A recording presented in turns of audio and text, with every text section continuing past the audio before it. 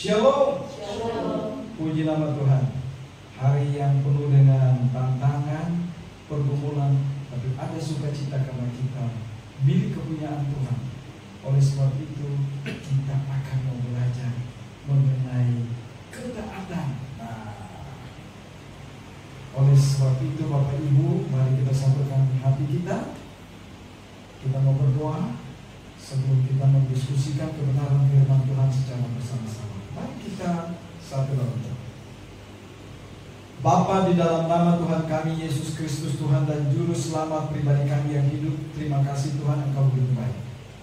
Oleh sebab itu Tuhan, mari Engkau mengajarkan kami untuk dapat menguasai diri kami, karena kami tahu Tuhan, salah satu ketaatan bagi Engkau adalah penguasaan diri dari kehidupan kami sebagaimana Yesus. Oleh sebab itu Tuhan, mari Engkau sendiri yang memberikan hikmat dalam bibir mulut hamba. Hamba penuh dengan segala keterbatasan, ketidakmampuan, tetapi biarlah Engkau sendiri memberikan kemampuan untuk dapat berkata-kata, dan Engkau sendiri yang mau berbicara bagi kami, supaya kami tinggalkan tempat ini Tuhan, kami pulang dengan segala kekuatan, segala kesabaran di dalam menghadapi setiap pergumulan, karena kami tahu karakter Kristus adalah penguasaan diri. Kami mau bersama-sama dengan Tuhan supaya kami tetap tenang. Oleh sebab itu Tuhan, mari kami pertaruhkan waktu yang singkat ini, biarlah boleh jadi hanya di dalam nama Yesus yang menjadi Tuhan dan Juru Selamat pribadi kami yang hidup. Haleluya, amin. Silakan duduk Bapak Ibu jemaat yang dikasih dalam Tuhan kita Yesus Kristus. Sabar atau penguasaan diri ini sangat-sangat luar biasa. Bapak Ibu jemaat yang dikasih dalam Tuhan kita Yesus Kristus, kembali lagi saya tidak jauh-jauh karena kita keluarga Allah. Kembali lagi, kalau keluarga Allah, kita lihat dari keluarga yang kecil dulu, rumah tangga kita. Bapak Ibu, bagaimana waktu kita bisa membesarkan, merawat anak-anak kita? Ada enggak ya penguasaan diri di mana kita mendidik anak-anak kita mulai dari dia bangun, ya, mulai dari ganti popoknya, ya, urusin mandinya, siapin makannya, ya, bahkan seorang ibu rela enggak harus bentuk yang tadinya gitar Spanyol berubah menjadi dari langsung menjadi langsung, siap enggak? Ada banyak orang enggak siap. Bagaimana bisa dia mengatakan dia menguasai dirinya? Nah, ini masih dalam rumah tangga. Anak yang dititipkan oleh Allah, waktu kita tidak bisa urus dengan baik, Tuhan akan ambil. Kenapa? Ya Tuhan titipkan. Ini bukan milik kita, Tuhan hanya titipkan. Tapi mari kita lihat, bisa nggak kita menguasai diri kita mulai dari menjaga, yang merawat. Bahkan kalau ada gangguan-gangguan di luar sana, kita berani gak menghadapi hal itu untuk membela, ini anak saya. Ingat, ini juga terjadi kepada Allah. Waktu kita menjadi warga negara kerajaan Allah, ingat, apapun yang dilakukan orang, kita gak perlu balas, karena pembalasan adalah hak Allah. Nah, ini seorang bapak yang bijaksana dan baik. Nah, tapi dia ingin bagaimana kita bisa menguasai diri kita. Karena penguasaan diri ini tema bulan 3 2024 itu karakter Kristus. Nah, salah satu dari karakter Kristus kita lihat sabar atau penguasaan diri ini paling penting. Kenapa? Kristus sampai mati dia sabar. Bisa nggak dia melawan? Bisa. Tapi kenapa dia sabar? Ya, dia mengikuti apa yang Allah inginkan. Dia menguasai dirinya. Dia tidak melawan. Kalau dia mau melawan, tinggal mati. Enggak. Maka itu, Bapak Ibu, kita orang-orang percaya diberikan otoritas. Tapi apakah otoritas itu kita mau mempergunakan sewenang-wenang kita atau sesuai dengan kehendak Allah? Penguasaan diri. Ada banyak teman yang melayani. Kalau melayani itu mereka pegang orang. Kalau orang manifestasi mereka makin cekek, orang itu makin teriak. Mereka katakan apa? Oh, iblisnya banyak sekali. Padahal apa? Kesakitan, bukan iblis. Ada lagi dipencet tangannya, waduh dia tuh banyak nih iblis. Belum tentu. Ini karena apa? Tidak ada penguasaan diri. Ada pengalaman. Ada seorang hamba Tuhan yang mau dikatakan bahwa dia punya karunia dalam kesembuhan bahkan pelepasan. Waktu dia layani orang, orang itu tidak terjadi manifestasi. Tapi bagaimana supaya orang itu teriak-teriak dan akhirnya dikatakan manifestasi? Dipencetlah lehernya. Sakit nggak? Sakit. Dan apa yang terjadi Bapak Ibu? Pecah. Saya bilang orang kayak begitu mesti dituntut, ditangkap aja. Itu bukan hamba Tuhan yang benar. Tapi karena bukan wewenang saya, ya udah begitu saja. Kasihan ya. Ada ya yang ingin pengakuan tapi membuat orang lain celaka. Ini karena apa? Tidak ada penguasaan diri dalam kehidupannya. Nah, mari kita berjalan sesuai dengan apa yang Allah rencanakan dalam hidup kita untuk melaksanakan tujuan Allah. Kalau di dalam pekerjaan sehari-hari kita temui, ya, penguasaan diri ya kalau sudah dikasih tugas ya mari kita lakukan. Kalau belum mari kita belajar. Kalau tidak belajar, apa yang terjadi coba? Coba nggak bisa lihat ini hari ini ada di sini dengan pekerjaan yang dia setia, dia punya penguasaan diri. Gak tahu, tapi saya belum pernah lihat mukanya tampil tuh di TikTok udah nggak ada sekarang. Shopee, racun Shopee katanya gitu ya. Ya nanti mesti kita cari ya, bagaimana acting dia di situ kan. Tapi lihat, ini karena apa? Penguasaan diri. Coba tanya ini pasti benar. Saya pertama kali tampil di depan umum, nyanyi dengan keluarga ya. Itu diancol lagi, begitu goyang, nggak bisa goyang, tinggal begini, pipis di celana. Kenapa? Demam panggung, tidak bisa menguasai diri. Padahal waktu kita bisa menguasai diri, orang yang lihat itu jadi apa? Indah. Bapak Ibu, perhatikannya penyanyi. Penyanyi kalau dia bisa menguasai diri, dia bisa kuasai panggung, dia bisa kuasai audiens. Luar biasa. Yang penting suaranya nggak fals. Maka itu ada orang yang nyanyi teriak-teriak, saya bilang apa merdunya, tapi laku aja. Wah, mengerikan. Iya, tapi coba lihat, laku aja karena apa? Dia bisa menguasai dirinya. Dia boleh histeris, tapi dia tahu bagaimana audiens ini saya tangkap, gitu ya. Nah, ini yang terjadi pada Lina. Coba tanya aja, waktu pertama kali di depan, sekalipun itu HP atau kamera, pasti grogi. Grogi gak Lina? Ya Allah, bisa ngomong nggak? Allah, ya benar. Iya, jangan ketawa. Ini benar, kenapa? Kita mesti menguasai diri kita sedemikian rupa. Akhirnya, apa yang sudah menjadi transkrip, kita bisa lakukan dengan baik.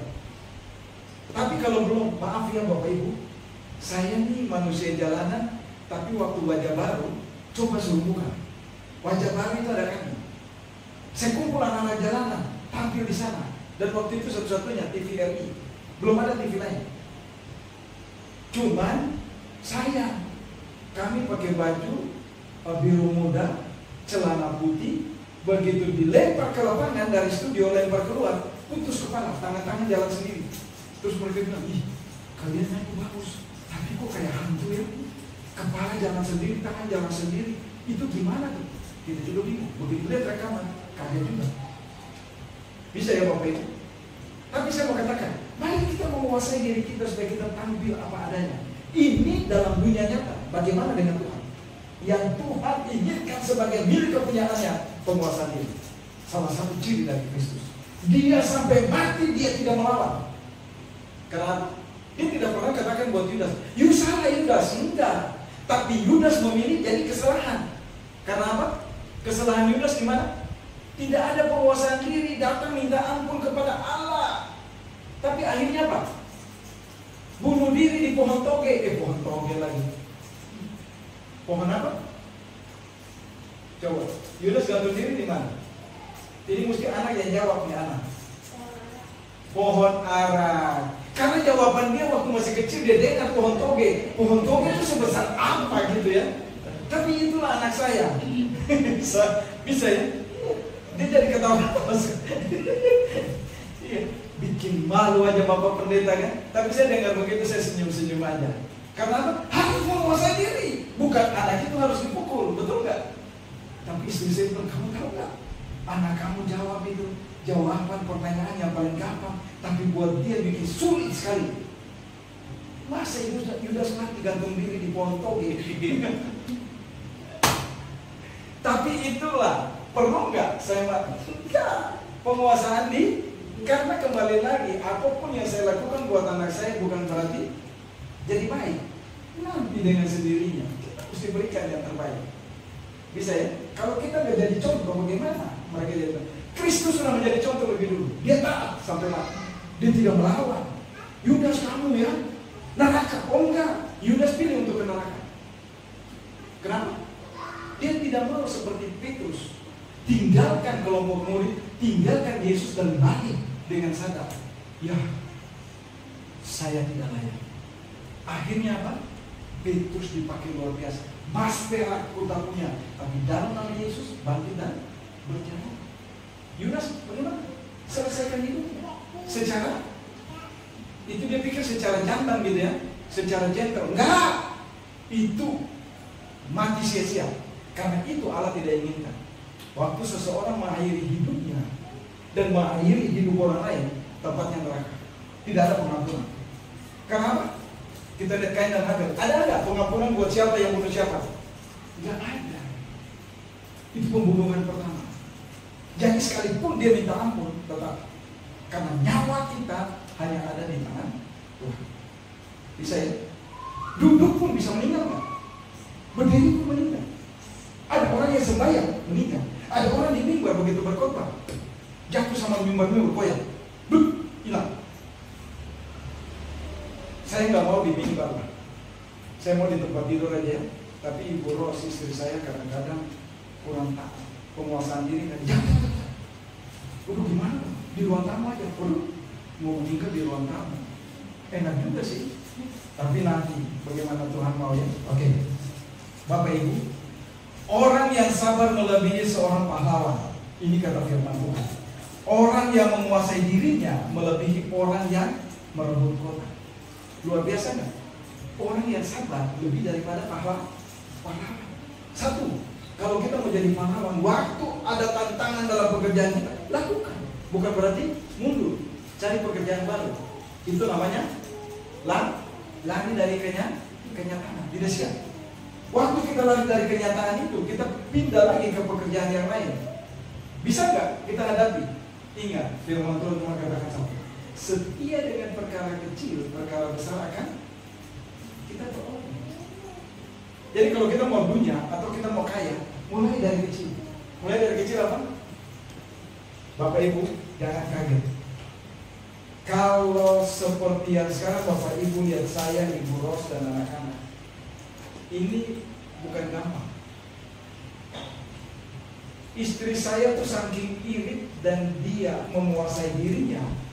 Maaf kata, sampai makan kami pun di dapur dia tidak urusin.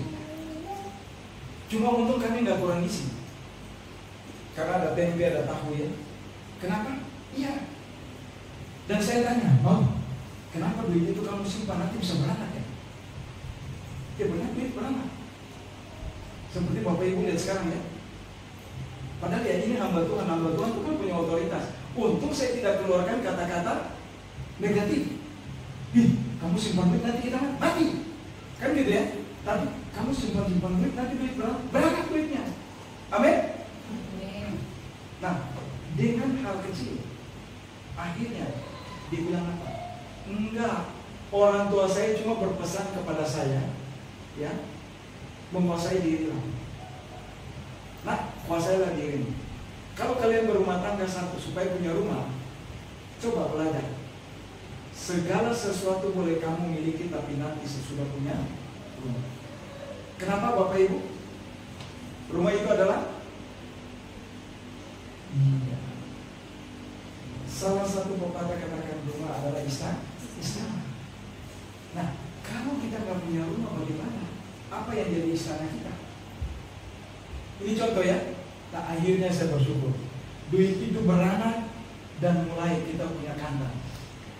Ini kandang yang pertama. Ini lurus semua. Kiri kanannya lurus sampai ke depan. Beranak. Ada kiri, ada kanan. Bisa ya? Dari mana? Punya penguasaan. Waktu kita punya penguasaan diri, apapun yang ada pada dia tidak mau lakukan itu. Tapi dia utamakan, Tuhan, saya mau genapi apa perkataan orang tua saya.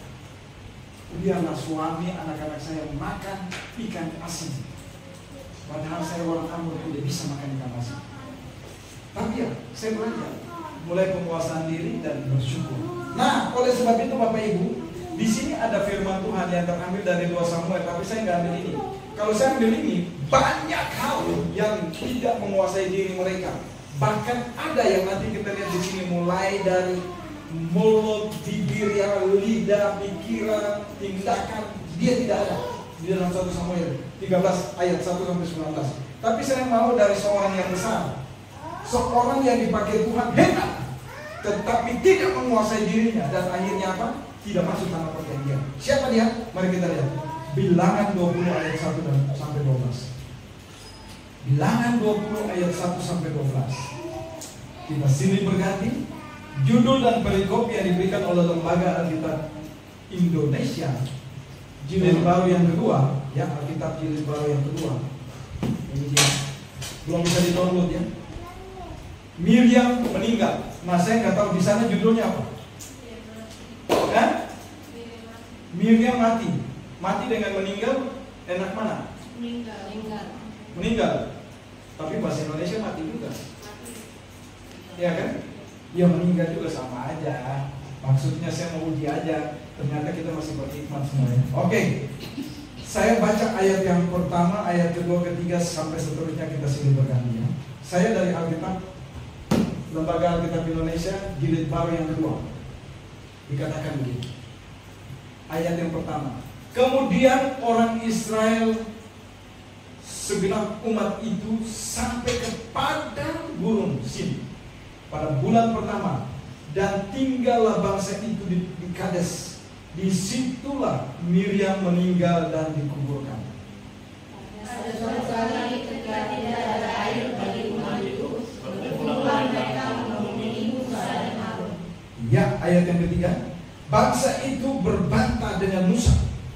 Katanya, andai saja kami binasa pada waktu saudara-saudara kami binasa di hadapan Tuhan.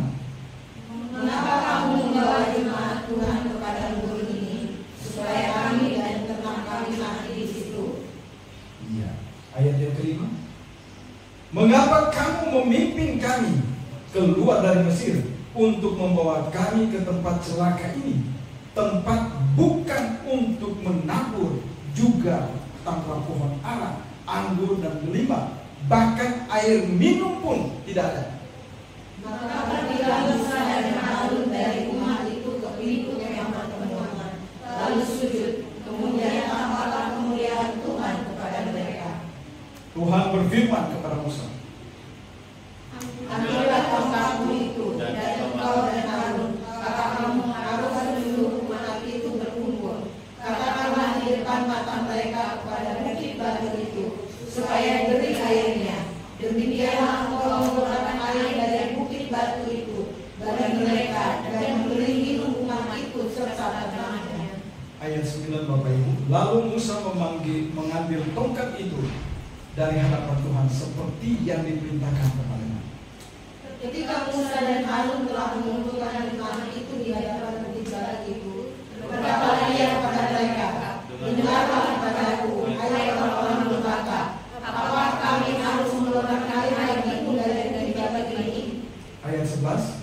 Sesudah itu Musa mengangkat tongkatnya dan memukul bukit batu itu dengan tongkatnya 2 kali. Keluarlah air banyak sekali hingga umat itu dan ternaknya mereka dapat minum. Tetapi Tuhan berfirman kepada Musa dan Harun, karena kamu tidak percaya kepadaku dan tidak menghormati kekudusanku,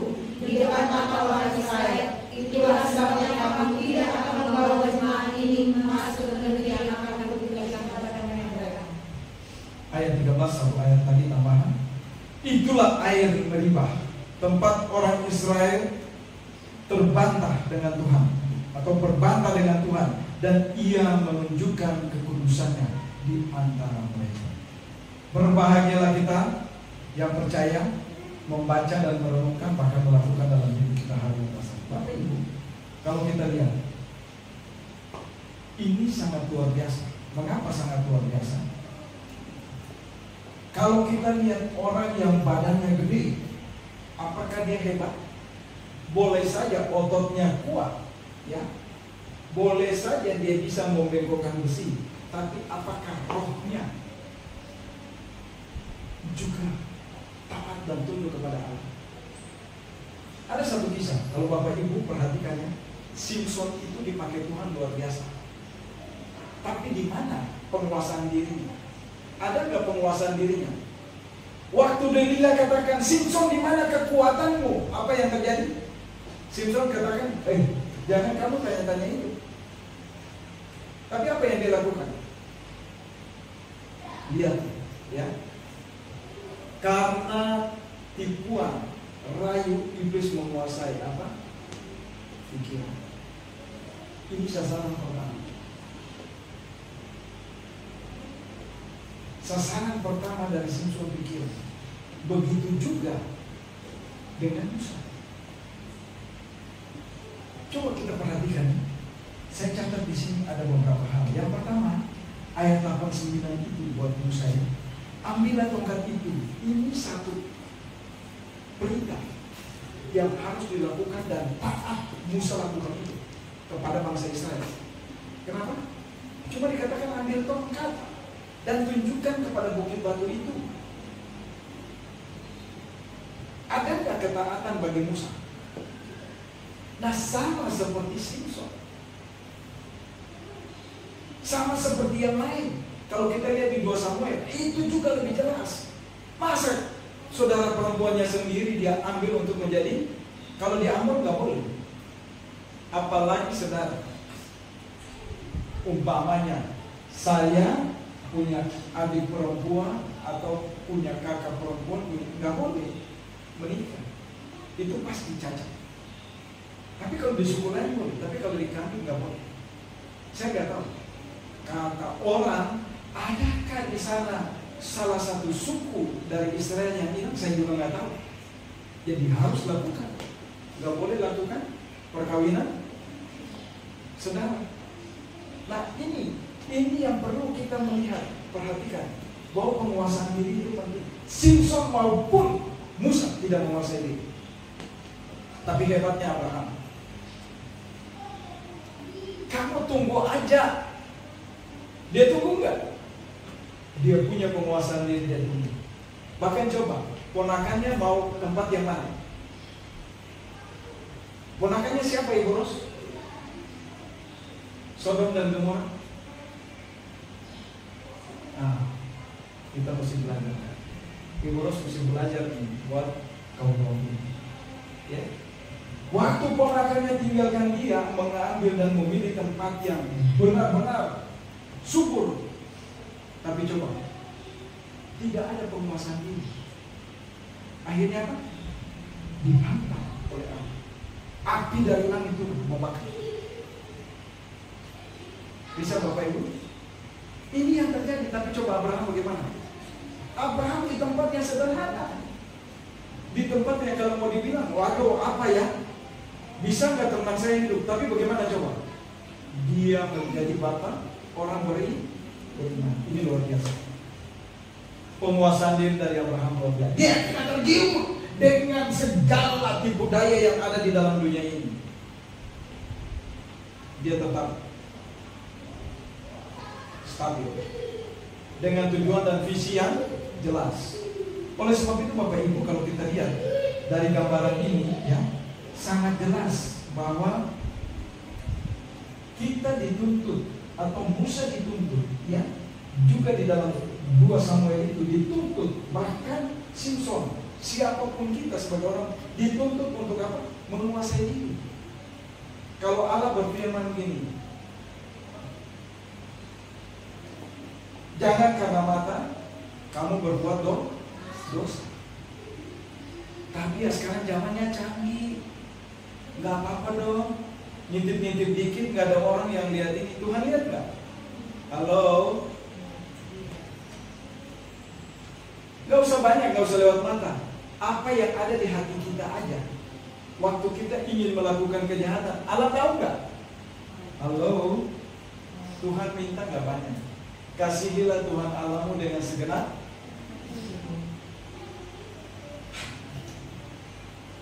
Jadi apa yang ada di dalam hati, mari kita pergunakan sebaik mungkin untuk dapat menguasai diri kita. Tapi kalau kita nggak bisa menguasai diri kita,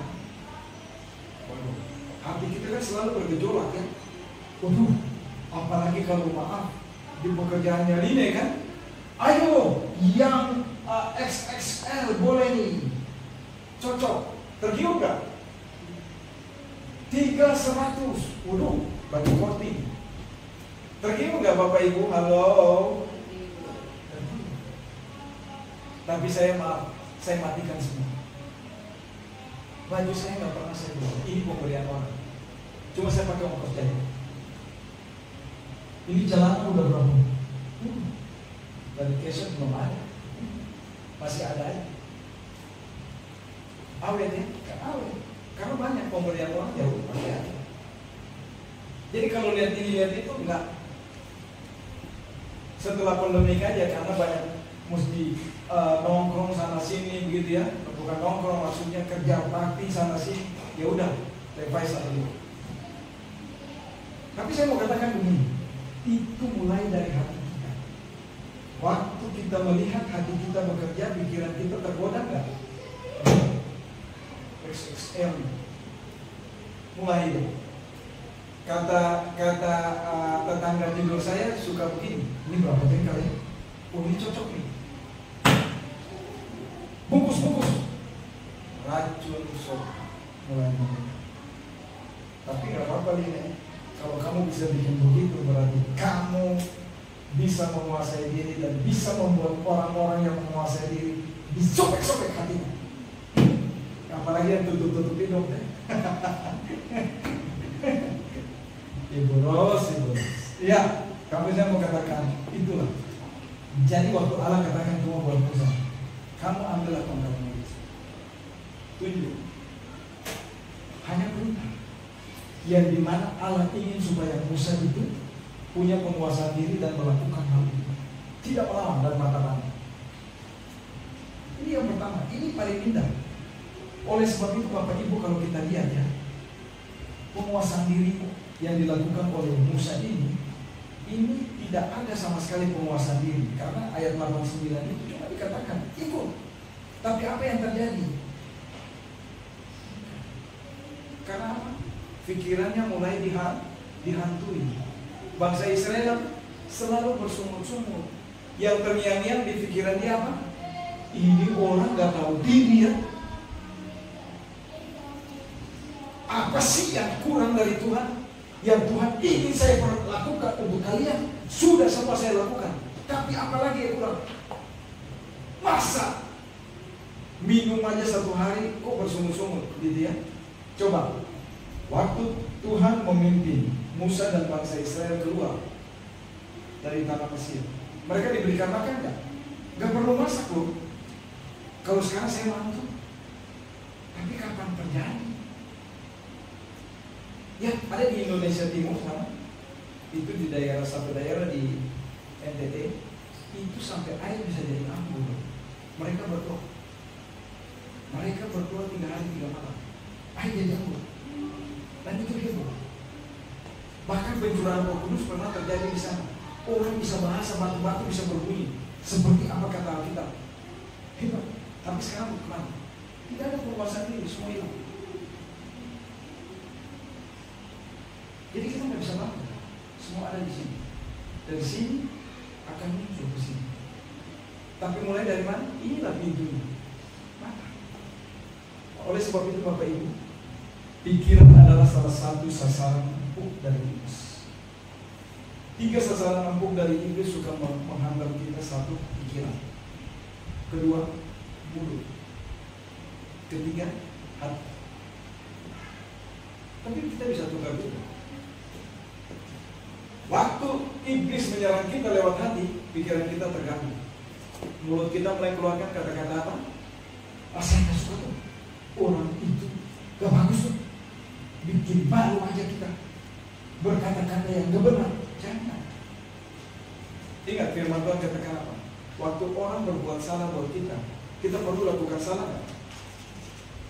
Tapi firman Tuhan katakan apa? Memberkati dia. Waktu kita memberkati orang yang berbuat tidak baik buat kita, kita lihat. Waktu orang itu tidak siap menerima berkat, berkat itu kembali kepada kita. Orang itu gimana? Fatal. Fatal. Nah, oleh sebab itu Bapak Ibu, yang pertama pikiran. Kita mesti jaga pikiran kita. Musa, Simpson, ya, bahkan di 2 Samuel itu jelas tidak ada penguasaan diri. Padahal Kristus sudah menjadi contoh. Oleh sebab itu Bapak Ibu, sebagai orang percaya, mari kita kuasai pikiran kita. Waktu pikiran kita, hati kita mulai gak tenang, mulut mulai keluar kata-kata begini. Aduh, kalau saya tahu begini kamu, saya gak mau sama kamu. Tapi Ibu Ros sudah jadi istri saya, boleh gak saya katakan begitu? Bahaya. Lalu kalau Tuhan bilang begini, tapi jangan, ini contohnya. Kalau begitu, saya ambil aja orang itu ya dari kamu. Siap gak? Saya belum siap kalau Ibu Ros pergi. Maka itu kalau saya pergi kemana-mana dia ikut terus. Tapi kalau dia pergi ya nggak apa-apa, jalan sendiri. Karena apa? Saya mau menguasai diri. Kalau Ibu Ros kurang menguasai diri. Halo sayang. Senyumnya manis betul. Iya, tapi saya mau katakan, pikiran kita kalau kita tidak bisa menguasai ya ini bahaya. Jadi penguasaan diri itu mulai dari pikiran kita. Jangan kita tergiur dengan apa yang tadi kita lihat online itu kan banyak. Tiap kali buka HP, belum buka HP aja bahkan udah kasih apa? Iklan. Bapak Erno sering tahu. Jangan beda juga.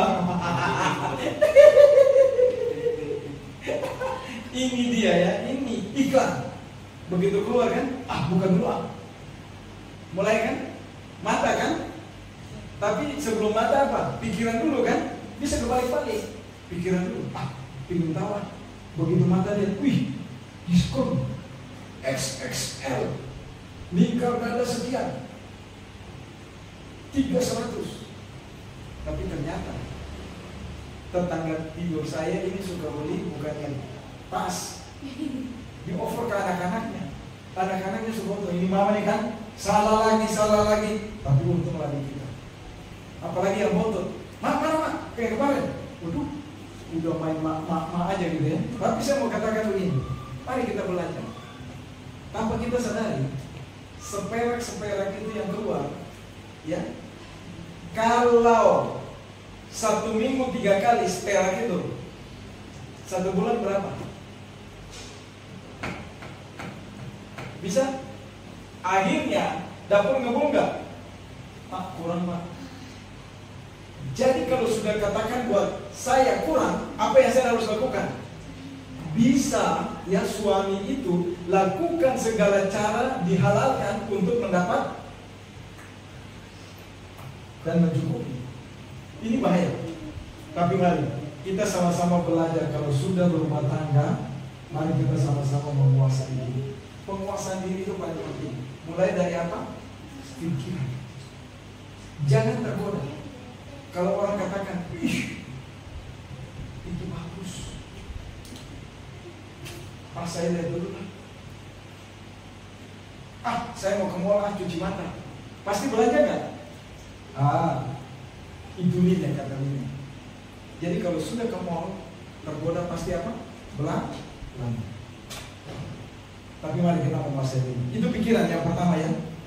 Oleh sebab itu Musa tidak ada penguasaan ini. Yang cuma dikatakan ambil tongkat dan tunjuk, bukit batu itu akan mengeluarkan air. Dia tidak lakukan. Kenapa? Pikiran dia dirasukin bukan hal yang positif, hal yang negatif.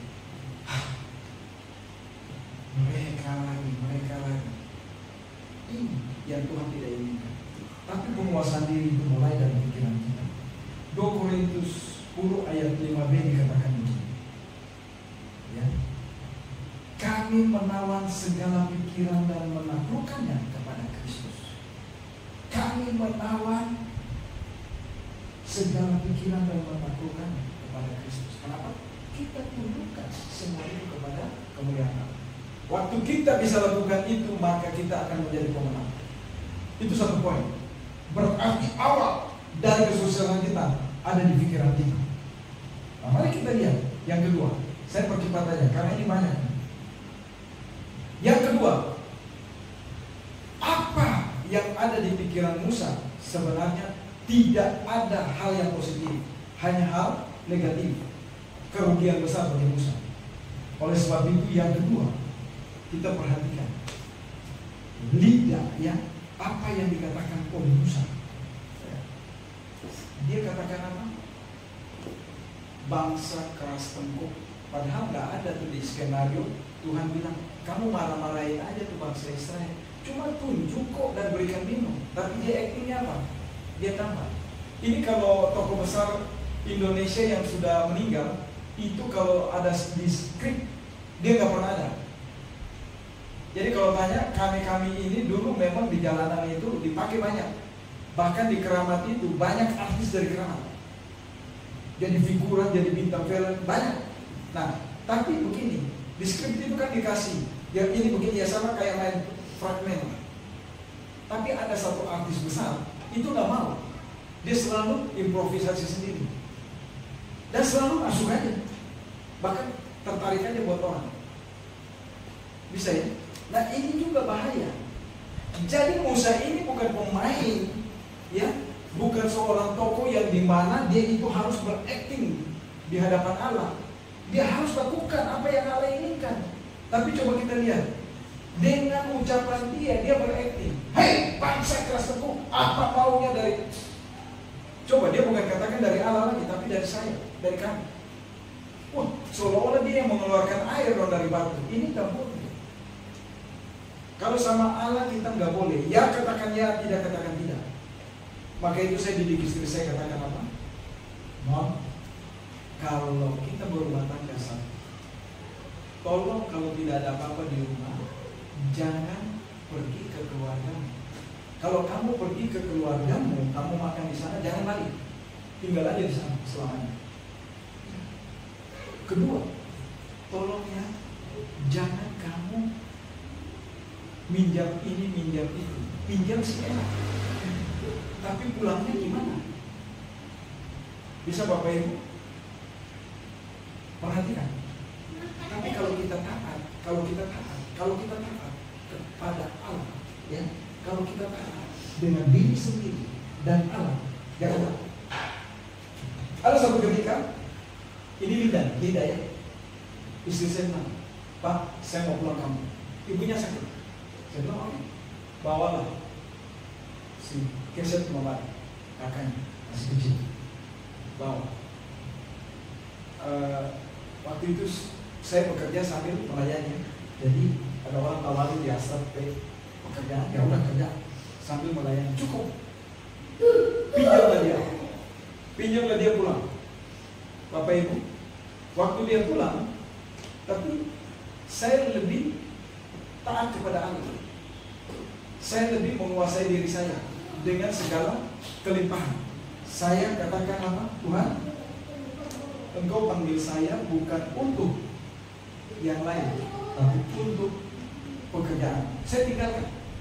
Begitu pulang, istri katakan apa? Pak, gimana bayar hutangnya itu, Pak? Saya bilang tenang. Perhatikan ya, kata positif, tenang. Kita punya Tuhan yang kaya. Kita berdoa 3 hari. Ada lagi sisanya untuk berkata. Dan itu saya ajarin dan didik istri saya untuk penguasaan diri sampai saat ini. Kalau kita nggak ketemu, saya udah kemana-mana gitu ya. Kalau saya nggak menguasai diri saya, jadi artis kamar mandi aja, betul kan? Tapi saya matikan. Setelah pandemi baru kumpul dengan warga malam mulai bisa cuap-cuap lagi. Dulu nggak ada. Lagu rohani aja saya nggak pernah tahu. Karena saya matikan. Hanya untuk pekerjaan Tuhan. Nah, tapi Tuhan itu hebat. Jadi lihatnya apa yang Musa lakukan dalam hal ini.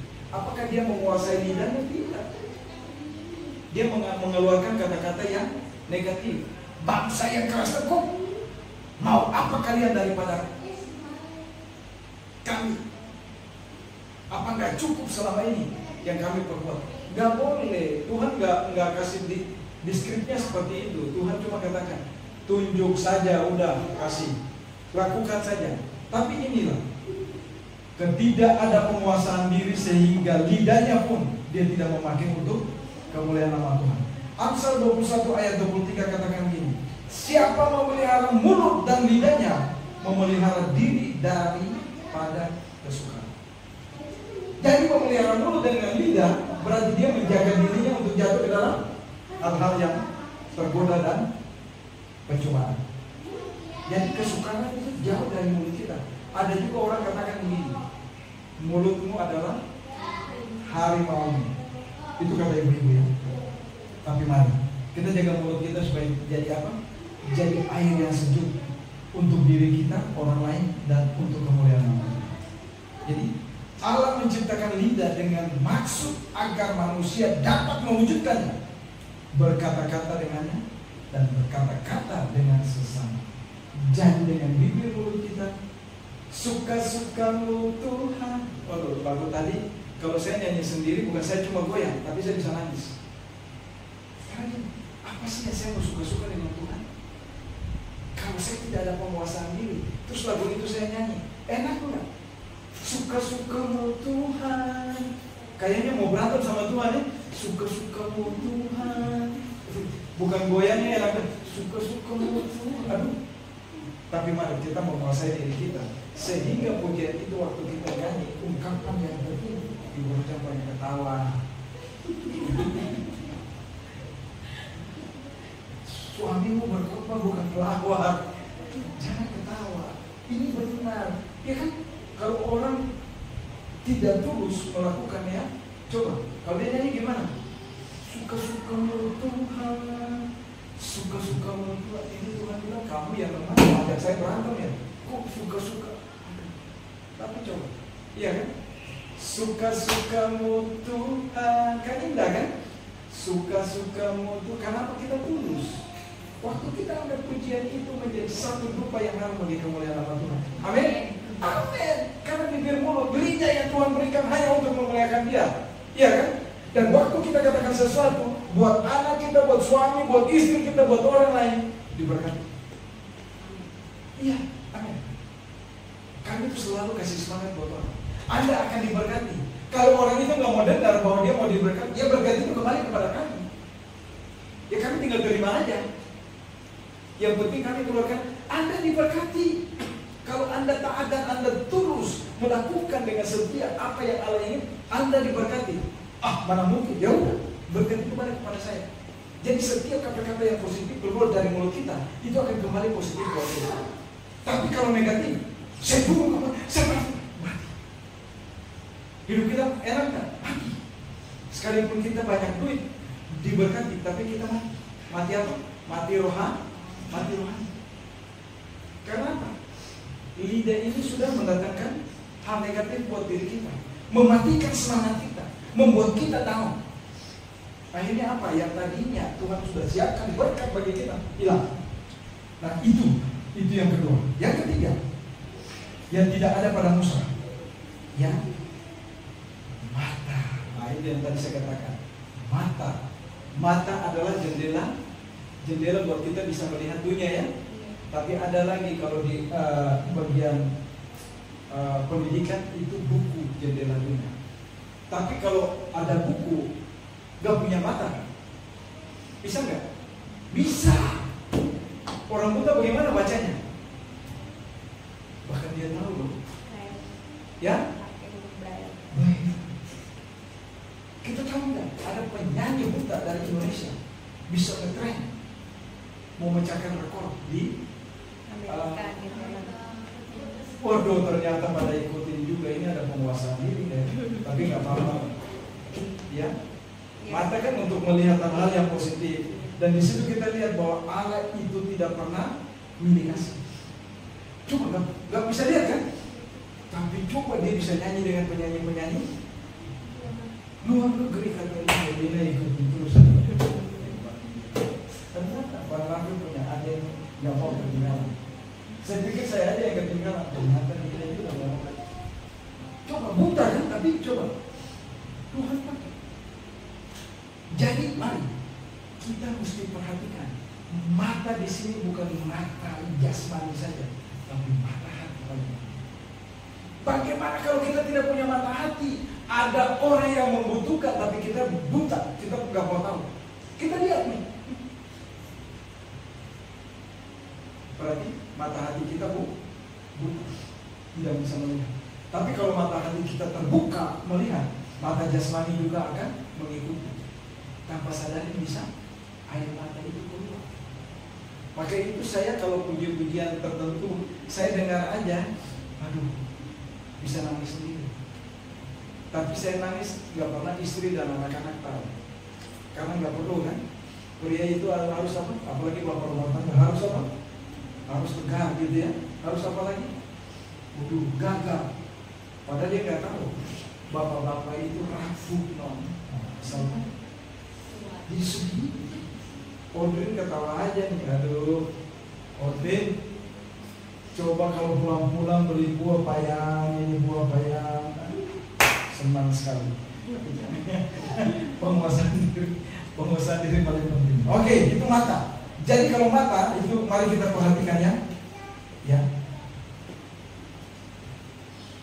Matius 6 ayat 22-23 dikatakan begini. Mata adalah pelita tubuh. Jika mata baik, teranglah seluruh tubuh. Jika mata jahat, gelaplah seluruh tubuh. Coba, mata gelap bagaimana mata gelap? Kita pernah dengar saudara bunuh saudara? Itu karena apa? Mata gelap. Istri bunuh suami, suami bunuh istri, anak bunuh orang tua. Mata gelap. Karena apa? Harta. Demi harta. Aduh, kalau saya punya orang tua udah nggak ada, ya, tab, laptop, HP berpindah kepada saya dong, gitu kan? Jangan. Keinginan itu kita matikan. Karena waktu kita tidak ada bersama-sama dengan orang tua, enak nggak? Maka itu sekarang belajar supaya kita mandiri. Waktu kita belajar mandiri, nah, waktu orang tua nggak ada, kita bisa. Nah, oleh sebab itu, mari kita jaga mata hati kita supaya apa? Tertuju hanya kepada Allah. Perhatikan ayat itu ya. Matius 6 ayat 22-23. Mata adalah pelita tubuh. Jika mata baik, teranglah seluruh tubuhmu. Jika matamu jahat, gelaplah seluruh tubuhmu. Jadi jika terang yang ada padamu gelap, betapa lenyap dan kegelapan. Bisa ya? Nah, jadi apa Ibu Ros? Betapa gelapnya kegelapan. Ya, betapa gelapnya kegelapan. Jadi jika terang yang ada padamu gelap, betapa gelapnya kegelapan. Jadi udah gelap makin gelap lagi. Orang yang nggak bisa lihat bukan yang nggak bisa lihat, dia tetap tahu. Bahkan saya lihat ya, ada penyanyi. Saya senang gaya nyanyinya dan saya senang meniru. Dulu penyanyi tahun 70-80 itu. Wih, gitu ya. Dia kalau nyanyi, aduh siapa ya? Orangnya nggak bisa lihat, tapi kalau main musik, bersemangat. Siapa? Aduh. Siapa? Stevie Wonder. Siapa saya? Stevie Wonder. Itu yang memang orang itu membuat saya terinspirasi. Karena apa? Dia udah nggak bisa lihat, tapi kalau dia nyanyi cuman, apalagi Wiado, lihat semangatnya. Kenapa? Orang yang melihat akhirnya tergetar hatinya. Akhirnya apa? Berikan bantuan. untuk orang-orang yang membutuhkan. Wah, itu hebat. Stevie Wonder. Dia nggak bisa lihat, tapi dia orang yang mempunyai banyak hits. Luar biasa. Karena apa? Ada mata hati. Mata kita boleh tidak bisa melihat apa-apa, tidak bisa melihat kebenaran, tidak tahu apa itu kebenaran, tapi mata hati kita berbicara, kita akan menjadi orang yang berkenan bagi Tuhan. Itu yang ketiga. Dan yang berikut, yang terakhir, saya ambil aja yang terakhir. Yang keempat, ya.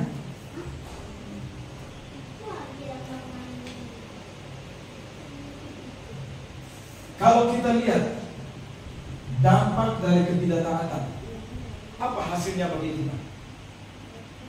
Kita nggak akan dapat apa-apa. Kita akan hidup dalam kehampaan, hidup dalam pergumulan, hidup dalam bersungut-sungut, dan tidak ada damai sejahtera bagi kita. Karena nggak ada. Kalau Allah ingin dari kita, ya, ketaatan, ya, ketulusan dari kita untuk melakukan apa yang Dia inginkan. Kalau kita nggak lakukan itu, Allah nggak pernah marah sama kita. Tapi ingat, itu berdampak bagi kita. Karena penguasaan diri itu mulai dari diri kita sendiri, jangan dari orang lain.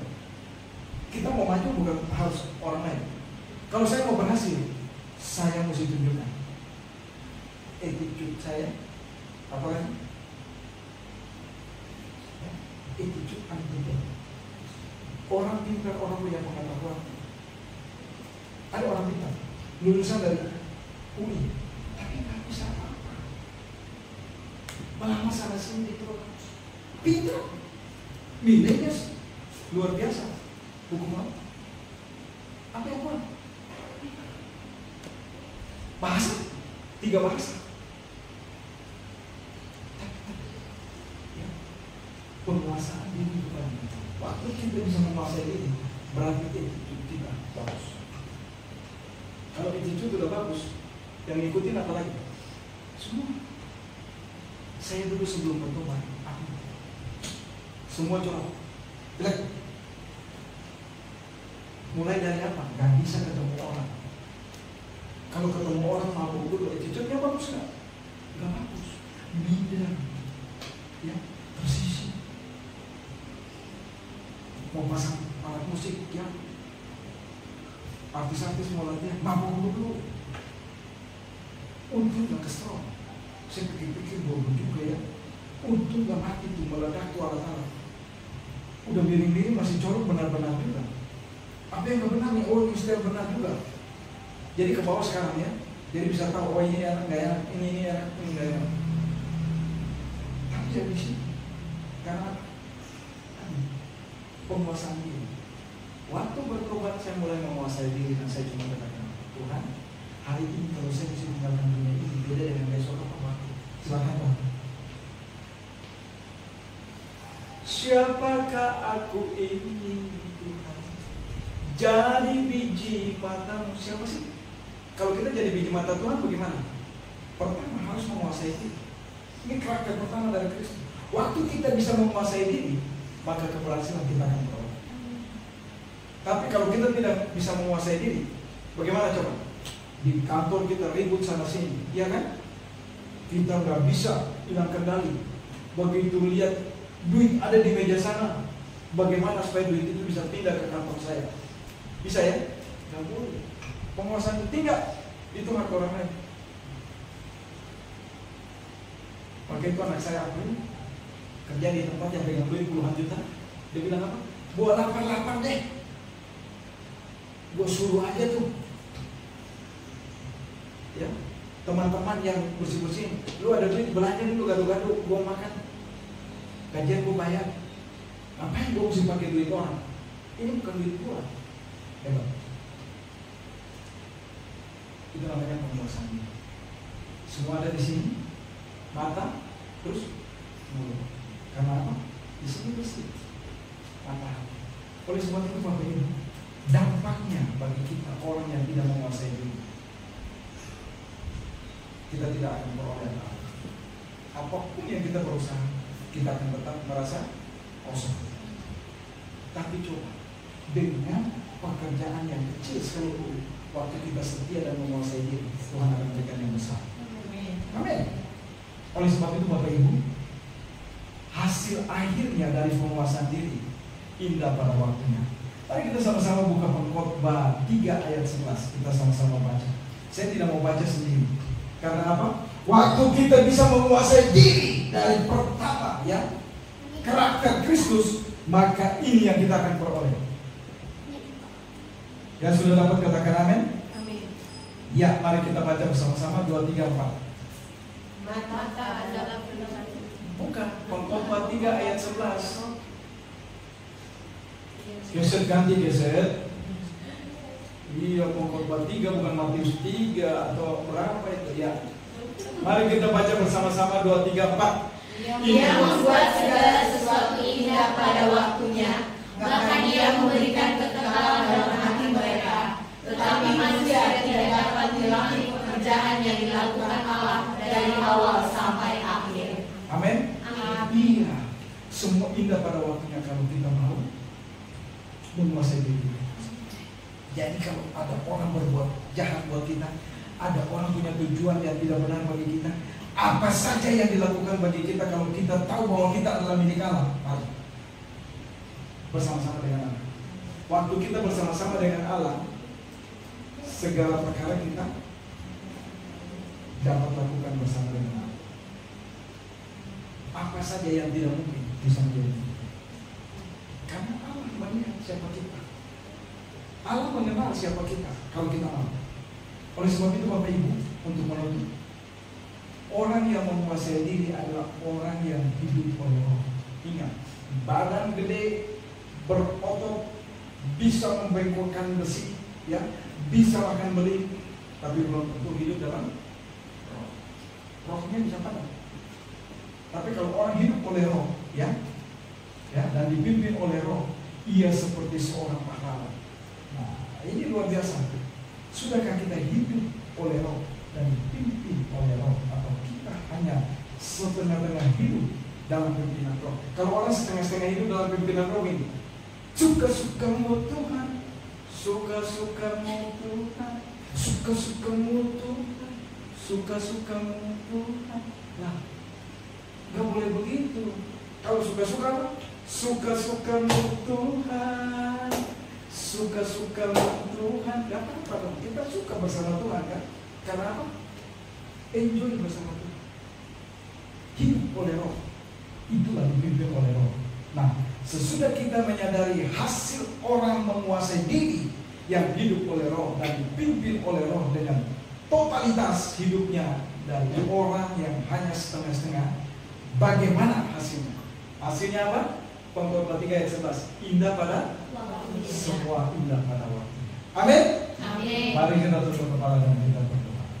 Bapa, di dalam nama Tuhan kami Yesus Kristus, kami bersyukur dan berterima kasih karena apa yang Engkau inginkan dari kami, penguasaan diri adalah salah satu karakter dari Kristus. Kami ingin belajar Tuhan dari Engkau, karena kami tahu menguasai diri berarti kami dapat menguasai wilayah di mana kami berada, rumah tangga kami, lingkungan, bahkan kampung di mana kami tinggal. Kami lebih daripada seorang pemenang, kami lebih daripada seorang pahlawan. Oleh sebab itu Tuhan, ajar kami. Inilah kami Tuhan, dan kami siap diajar oleh Engkau. Terima kasih Tuhan Yesus. Kehendak-Mu yang jadi Bapa, jangan kehendak kami. Haleluya. Amin. Saya kembalikan